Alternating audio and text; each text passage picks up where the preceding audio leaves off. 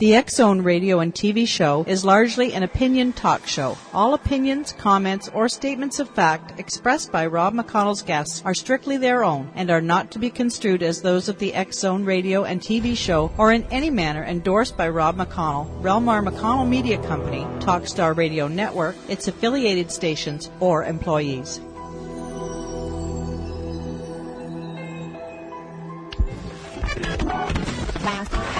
All Hit Radio.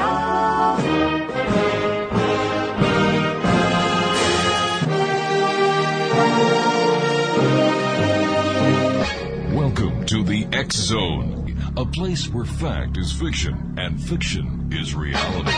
Now, here's your host, Rob McConnell.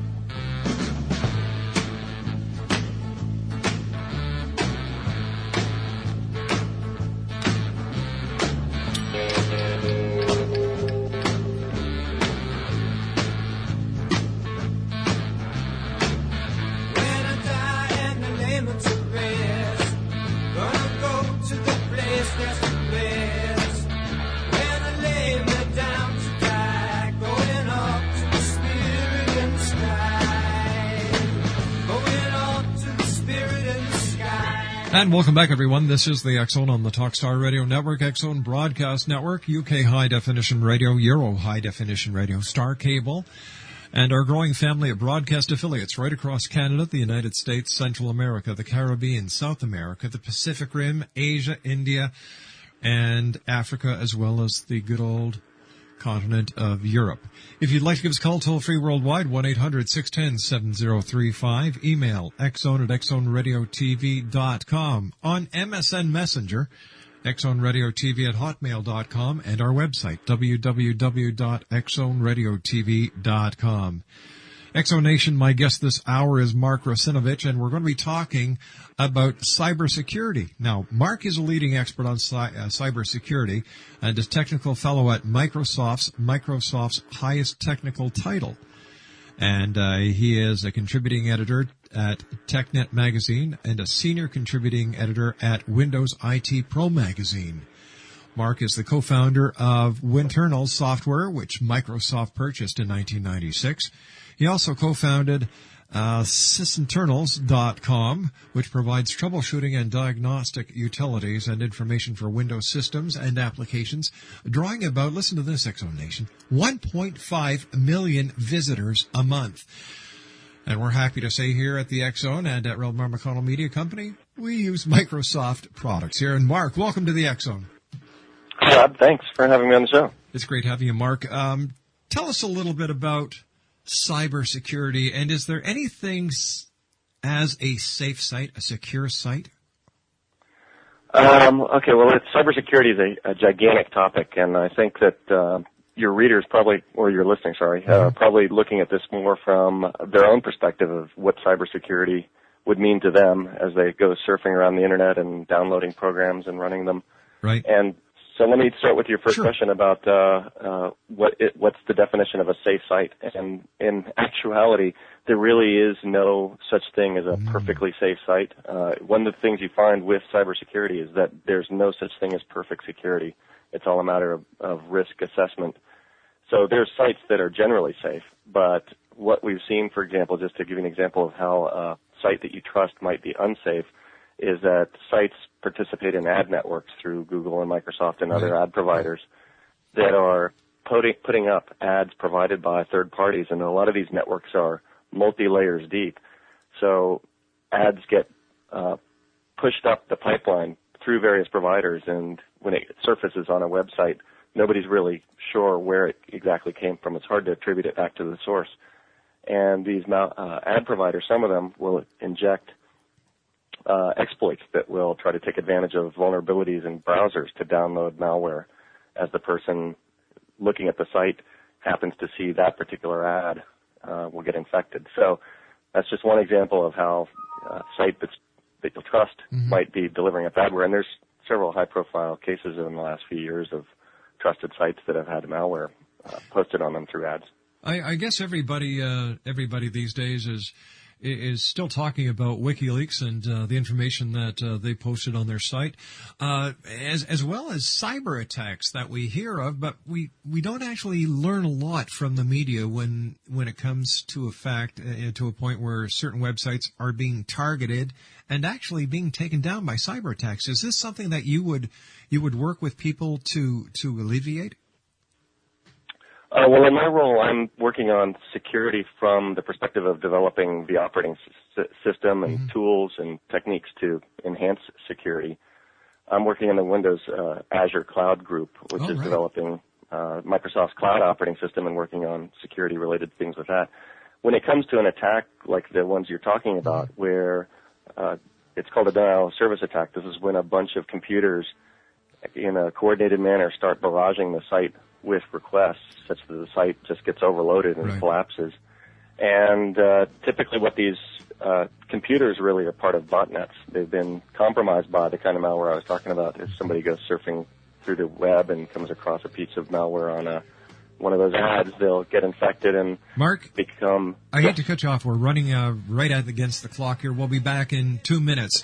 We're talking about cybersecurity this hour here in the X Zone.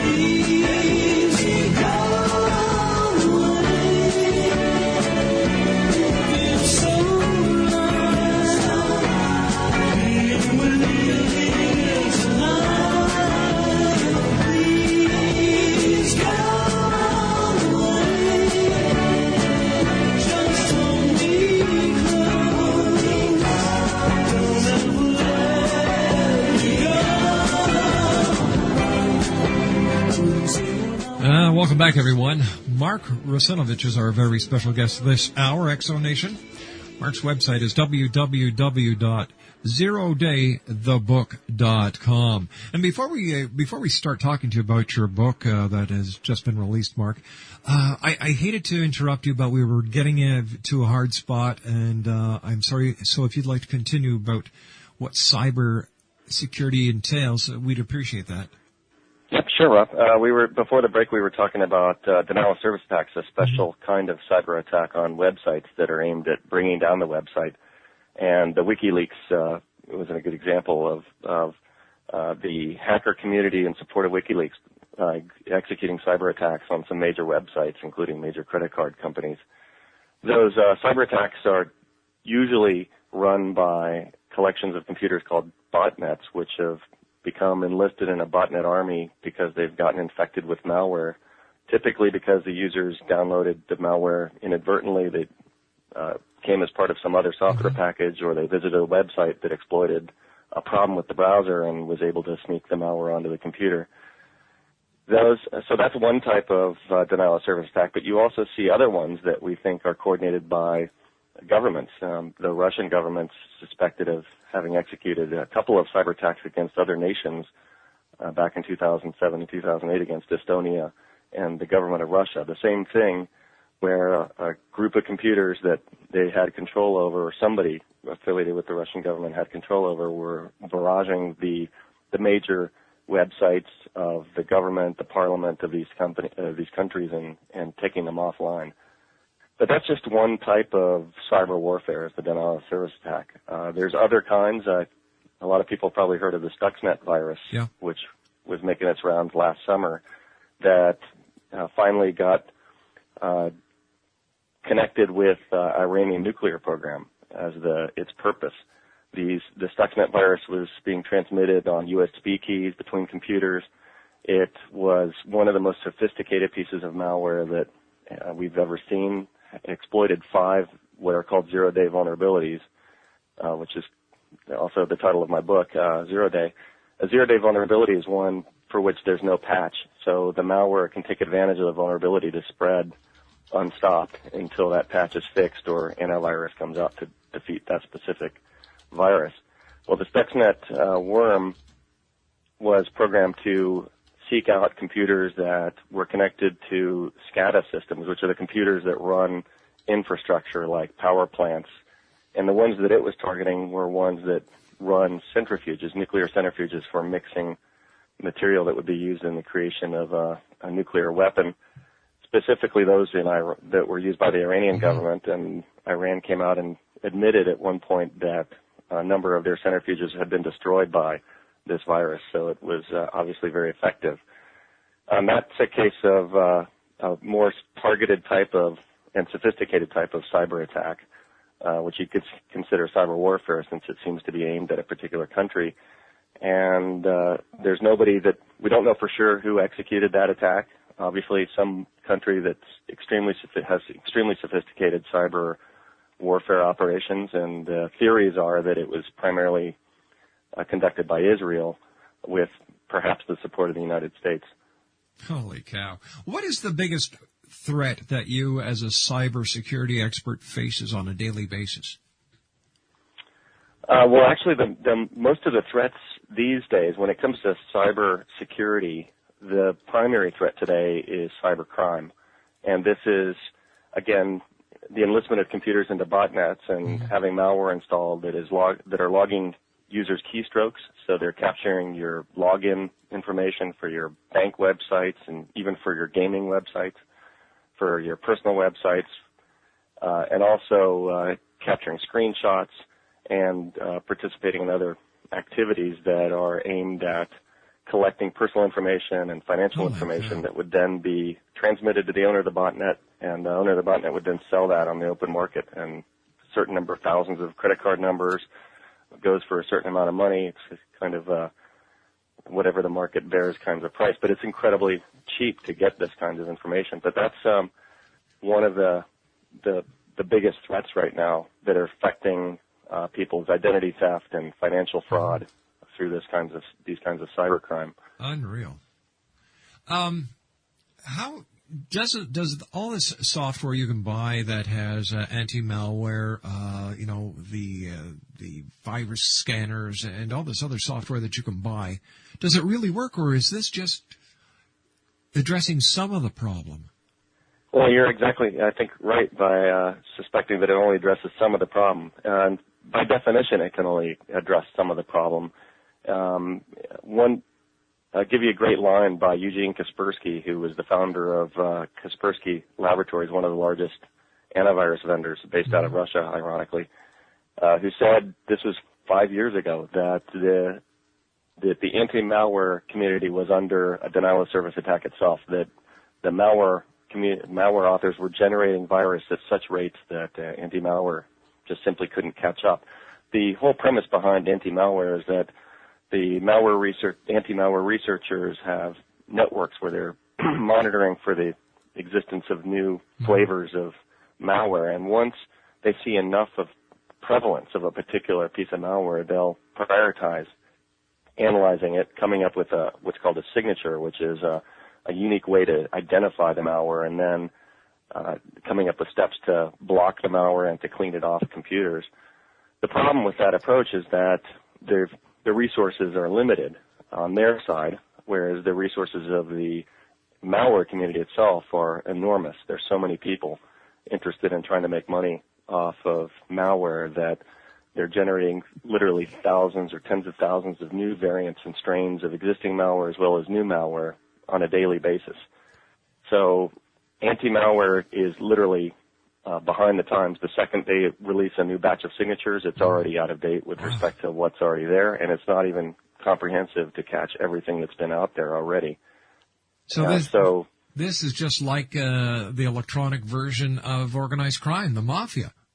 It's exactly like that. It's basically, I mean, you see a lot of organized crime has gone to the web and to this kind of crime.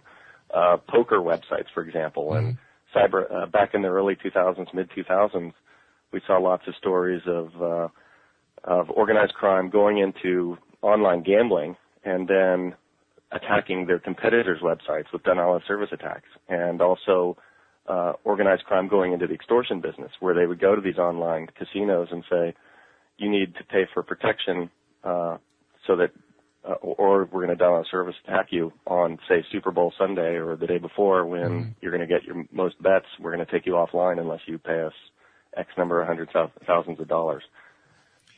How do the police keep up with the new crime wave that they're facing in the electronic world as we're talking now? How do the police combat, and Homeland Security, how do they combat cyber attacks and cyber crimes? Well, what you've seen over the last 10 years is a growing sophistication among law enforcement, where there's dedicated units now that are specifically focused on cybercrime. The FBI has that, local law enforcement. I speak yearly at an event that Microsoft hosts where law enforcement focused on cybersecurity and cybercrime comes from around the world to get together and talk about the problems that they face together and how to the trends in anti-malware and how they can go about combating it. But it's still, again, even from their perspective, just like the anti-malware community is just overwhelmed, they are as well. The individual person only has so many hours in the day, and they've got to focus on the big ticket kind of crime. And that's something else that the criminals take advantage of. They know if fraud is less than a couple $1,000s, that they're probably going to fly beneath the radar of just being too small a theft to go after, right? To spend resources prosecuting. Is it true that the Apple operating system is not, or let me rephrase it. I've been told by people who have Macs that they do not get any viruses. Is this true, or is this a fallacy? Well, I think it's generally true up to now. And it's not because Apple's somehow magically more secure than Windows. It's the fact that Windows is on 90% of the PCs out there, and Apple's on less than 10%. So if you're a hacker, a criminal mind, you want to get the most bang for your buck, and so you're going to go after the large installed base of potential victims, and that means you focus on Windows. And so Windows is much more targeted, and that means that you've got much less risk on an Apple machine of running into malware that's going to take advantage of exploits in Apple's software. But that trend, I mean, we've seen more and more people using Apple products, is likely to start changing over time. And criminals are going to be going after Apple people as well. So I think that's true up to now, but we'll probably see that change over time.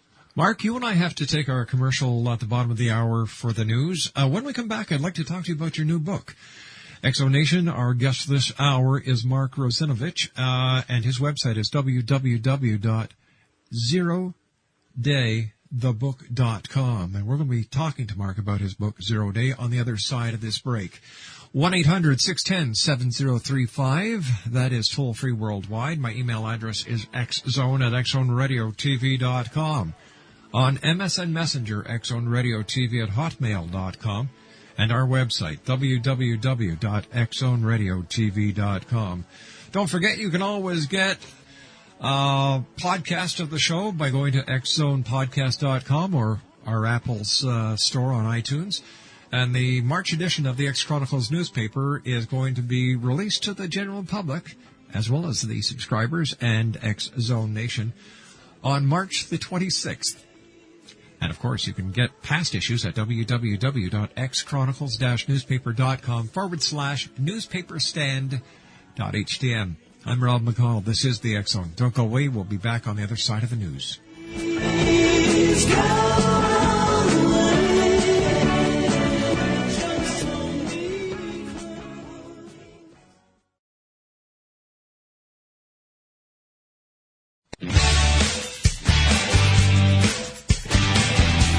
You're listening to the X-Zone Radio Show, live and around the world on the Talkstar Radio Network, X-Zone Broadcast Network, UK High Definition Radio, Euro High Definition Radio, and Star Cable. Our toll-free telephone number worldwide is 1-800-610-7035. Our email address, xzone@xzoneradiotv.com. On MSN Messenger, xzoneradiotv at hotmail.com. And our website, www.xzoneradiotv.com.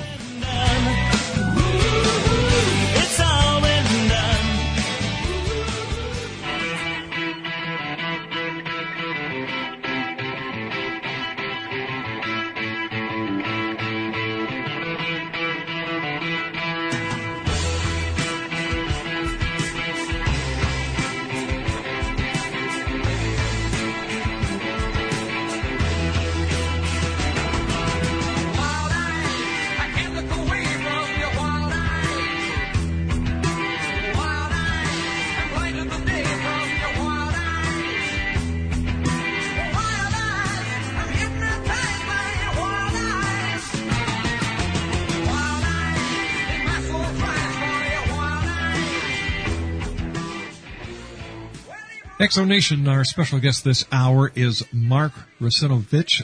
He is the author of 0 Day.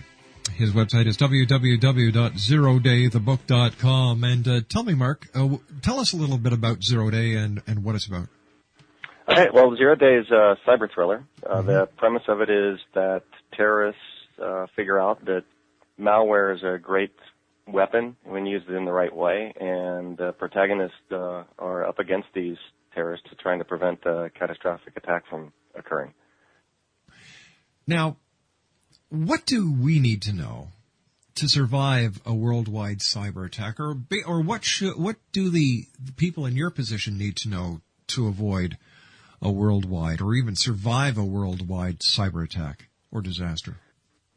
Well, I think there's things to do at the personal level to protect yourself from an attack, and it doesn't have to be a worldwide attack. It could be one that just impacts you, so you should be ready in case malware gets onto your systems and tries to do something bad to you. And there's also things that governments should be doing as well to protect the infrastructure, their citizens from this type of thing happening, or when it happens, to try to minimize the damage. So on the personal level, of course, we were talking about antivirus before and how it isn't a bulletproof shield against malware for various reasons. That doesn't mean you shouldn't have it on your computer and just have it knock off the stuff that is the most prevalent and known. That's definitely a best practice there. Make sure you've got a firewall. Make sure the antivirus is up to date. Make sure that any software you use, that you're installing the latest updates to it, because there's always fixes coming out that left unfixed could provide holes that malware can get into. But another best practice, and this is just good for any kind of problem that might strike, whether it's your house burning down or your computer frying, and that is taking regular backups of whatever you've got on your systems that you don't want to lose. A lot of people just don't do backups or don't verify that their backups are working, and if something happened, that's potentially a lot of really valuable personal information and data that you could just instantly lose. Then on the government-wide basis, one of the things that governments should do is really come up with a posture when it comes or policies with respect to cyber warfare. When the government suspects it's under attack, what are the procedures that it would follow to lock itself down and to try to attribute the attack, and then responses for various types of attacks. All of that, and when it comes to that kind of situation, you don't want to be making things up on the spot because you're going to make mistakes. It's best to have a plan ahead of time. And then they should also be operating under the assumption that an attack will be successful, and they should assume that they're going to be attacked, and that means putting in best practices in their infrastructure. So the government, as a large consumer of IT and computer systems and software, has a lot of leverage over the private sector, not necessarily in terms of some kind of general regulation for the way that all private software is developed, but they could put in standards for any kinds of software or computer systems that the government would acquire, as well as standards for the systems that they contract to be developed. And at the same time, there are some sectors that the government, it's in their best interest and the best interest of the population to have some kinds of regulation. For example, I mentioned infrastructure. Well, power is a great example of infrastructure. We saw a major power outage in the northeast United States about 10 years ago, and that's suspected to have been triggered by a malware attack, actually. Nobody's actually confirmed that, but that's the prevalent theory. Well, when it comes to infrastructure like power, you want to design those systems so that they're not on the Internet, so that Internet spreading malware can't get into those systems, and also isolate them from one another so that if the malware does somehow make its way into one sector of the infrastructure, that it can't spread from there and take out the rest of it at large. So fault isolation is what they call that, and that's another kind of best practice, and the government could go about regulating that aspect of the design of infrastructure systems. The U.S. government has been very slow to do this. It's very regulation averse, and so still today you see a lot of lack of consistency and coherent policies around the development of these systems. Yeah, a lot of people believe that if the government starts intervening and really regulating the Internet, this is going to be an infringement on their privacy. Yeah, well, actually, I'm not even talking about regulating the Internet. I'm talking more about the infrastructure systems that depend on computer networks that aren't necessarily part of the Internet. The power grid, for example, the systems that manage the power networks of a country, those can be on their own private networks, isolated from the Internet. And so that's the best practice approach, is to isolate those critical systems off the Internet.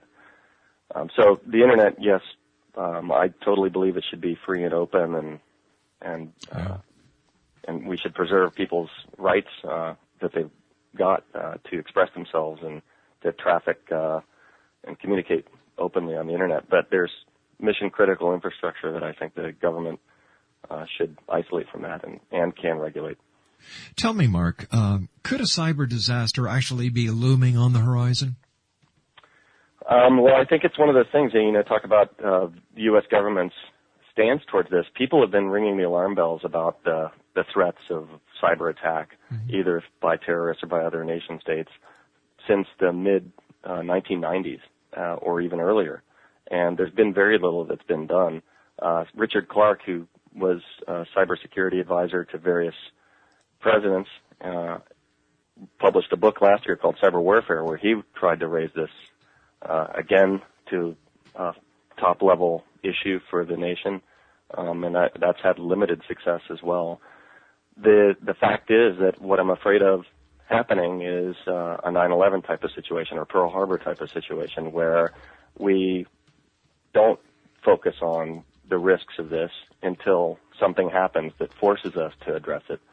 That was another actual reason that I decided to write this book, was to raise awareness and to bring this up into the public mind, the risks that are involved here, and to maybe collectively, by having everybody be aware of this, get the government to act to come up with steps to address it or prevent it or respond to it should it happen. Do you think that people are educated enough as far as preventing a cyber attack, whether on their personal computer, their company computer, or, is the government savvy enough? Is the government educated enough to prevent a cyber attack? Well, I think that there's certainly people in the government that are savvy enough. I mentioned some of the best practices that people can follow on their own to try to protect themselves from a cyber attack. But certainly there's lots of people that are aware, might know the best practice, might know that they should be backing up, might know that they should be paying for their antivirus signatures to be updated, that yet aren't for some reason. Just aren't because it's inconvenient or it's too much money. And you see this in IT organizations as well, where they're not following through to make sure that they're even following those best practices correctly. We've in the computing industry have heard horror stories of disaster striking some company, and they've been backing up their data to offsite locations. So presumably they can go back and get those backups, but they never actually verified that the backups were working, and so they go back to those backups and they don't have the data that they thought they were preserving. So, but that said, I think that there's lots of need for more education about this. I mean, just the fact that we're not taking this seriously at the U.S. government level anyway, within Congress, means that there's a lot of people that aren't educated about the risks here. What is your preference, on-site backups or off-site backups? Because I know there are several companies out there, and Carbonite comes to mind because of their marketing.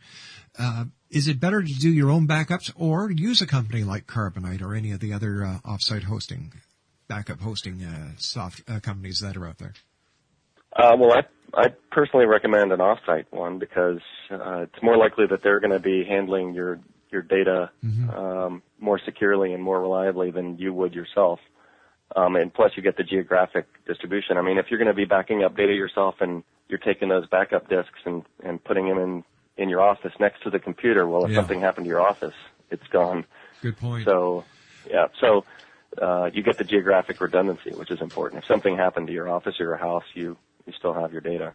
You know, before we were talking about the different malware software packages and the antivirus packages, I know for a fact that I will run 3 different packages, and all 3 will get different results. So what are we supposed to do? Just keep on buying these packages? If one certainly doesn't cut it, 2 doesn't cut it. So how do we best protect ourselves? Yeah, well, actually, that you raise a good point. A lot of people think the more different antivirus products they've got running on the computer, the safer they are. But in fact, these antivirus products are designed to operate by themselves. And so what we recommend is, Microsoft actually recommends that you just run with one, that you pick one of the well-known, major established antivirus companies, and you're going to be as protected on average over time as well as if you picked any of them. The fact is that at any particular point in time, like I mentioned, there's some antiviruses might detect this latest generation of a piece of malware while other ones don't, but that whoever's ahead or whoever detects this one but not the other one, that changes constantly, just as they all catch up and analyze and deploy signatures for these pieces of anti-malware. So it's really hard to say that you're more secure with one versus another. Just picking one of the established, well-known brands, and you're gonna be good, or as good as you can be. Mark, what's the fact and fiction of cybercrime? Well, the fact is that it's tens of billions of dollars a year business. The UK government just came out with a big report that broke down cybercrime statistics for the UK, where the money that they've estimated that was lost because of cybercrime over the last year was close to 10 billion pounds. A large chunk of that from identity theft, a large chunk of that from more traditional types of cybercrime, financial fraud, and so that's a fact, that it's probably a bigger problem than the public is generally aware of. The fiction of it is that it's just hackers that are doing it, when it's in fact run by essentially corporations. You can talk about the mafia, which is run like a major corporation with policies in place and bookkeeping and organizational structures. Well, that's the exact same way that these major cybercrime syndicates are run as well. They're very sophisticated, very professional. Why does somebody become a hacker? Is it the thrill of solving the unsolvable puzzle? Hacker is a term that is actually the computer security or computer professional community believes that hacker is a generic term to mean somebody that's just proficient at programming and passionate about it. Whereas a lot of people in the public, I think of hacker now as a malicious programmer. The security community, the computer community has tried to change that to have people use the word cracker instead of hacker for the malicious programmer. But I'm assuming you're talking about the malicious type of hacker when you're asking me about hacker. Yes, I am. So the question is, why did somebody turn to crime or mischievous behavior when it comes to programming? And I think that in the past, what you saw a lot was people just wanting to prove themselves. This was something cool. Let's see how much I want to write a piece of a program, see how far it could spread. In fact, it's kind of interesting. The very first PC virus was released in 1986. It was called Brain, and it was developed by two brothers in Pakistan who just simply wanted to write a program, and it was infected floppy disks and at the time, and they wanted to see just how far it would spread. It didn't do anything malicious other than spread. So you could consider them hackers, but I think that when you start to get into the more organized, sophisticated type of hackers like the ones we've been talking about that are perpetrating cybercrime, in that case it really is, I've got a talent, this is fun, I like programming, and I can make money at it in a way that I can have a lifestyle that's not one that's so rigid as one if I went to work for a real company. Hey, Mark, it's been great having you on with us tonight here in the X Zone. I wish you great success. I think that this book is a must, that people need to really look at what cybercrime is all about. And I, for one, am glad that you are out there protecting us and getting the message out there to everyone who wants to listen. So, Mark, thanks very much for joining us. Take care of yourself, and I hope that you come back and visit us in the X Zone again. Yeah, I'd love to. Thanks for having me on the show, Rob. You take care of yourself now. X Zone Nation, Mark Russinovich has been our guest this hour. www.zerodaythebook.com. We'll be back on the other side of this break. Don't go away.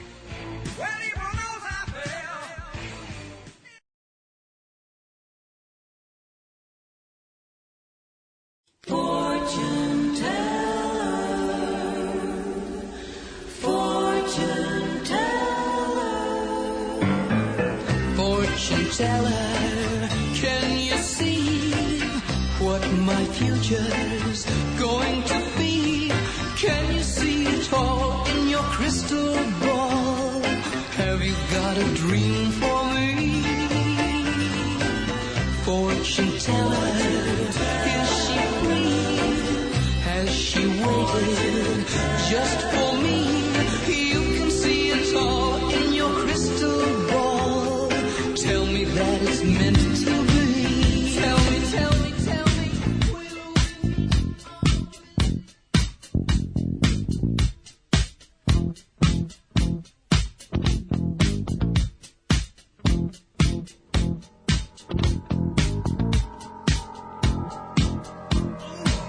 Let's go. Books further down the street, the brim pool way down low. Ain't no sound but the sound of his feet. Machine guns ready to go. Are you ready? Hey, are you ready for this? Are you hanging on the edge of your seat?